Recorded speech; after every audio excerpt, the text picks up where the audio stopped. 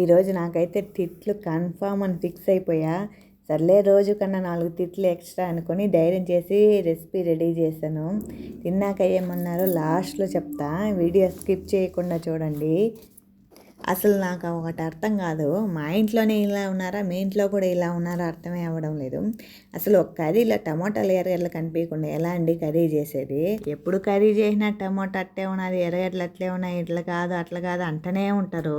వీళ్ళ కండిషన్స్ చూసి కర్రీలో టమాటాలు ఎర్రగడ్డలు కనిపించకుండా ఎలా కర్రీ చేయడమో చెప్పండి.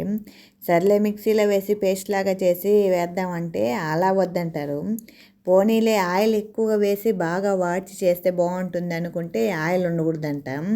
ఆయిల్ లేకుండా మిక్సీలో వేయకుండా ఎలా అండి కర్రీలో ఆనియన్స్ టమాటాలు కనిపించకుండా ఉంటాయి?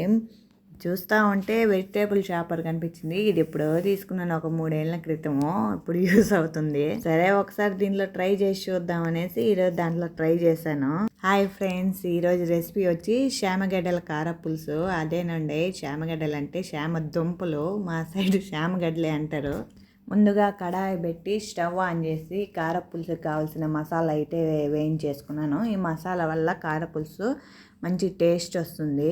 చెన్నై సైడు తమిళనాడు కారపులుసు లాగా టేస్ట్ వస్తుంది మసాలా వేసి. తర్వాత కడాయి పెట్టి కొద్దిగా ఆయిల్ వేసి ఆయిల్లో పోపు దినుసులు వేసుకునేసి మనం షాపర్లో కట్ చేసిన ఆనియన్స్ అన్న కట్ చేసుకున్నానండి. అసలు బాగా ఇది ఉడికిచ్చేవాళ్ళనేసి మంచి కట్ చేసుకొని నూనెలో వేసి వాట్ చేసేసినాను. తర్వాత కొద్ది కరివేపాకు, తెల్లగడ్డలు వేసుకొని మంచిగా వాడ్చుకున్నాను. కొద్దిగా పసుపు వేసుకొని దాని తర్వాత టమాటాలను కూడా చాపర్లో మంచిగా చాప్ చేసుకునేసినాను సన్నగా.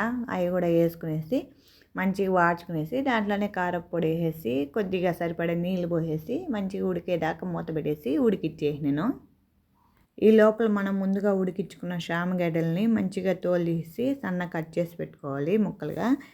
ముక్కలు కట్ చేసుకొని మూత తీసి పులుసు ఉడికిన తర్వాత శామగడ్డలు వేసుకొని, శామగడ్డలు వేసిన ఒక 5 నిమిషాలకి మనం ఏం చేయాలి, చింతపండు నానబెట్టుకుంటాం కాబట్టి చింతపండు జ్యూసు పిండుకోవాలి. కర్రీలో తగినంత ఉప్పు వేసుకొని అడ్జస్ట్ చేసుకోవాలి.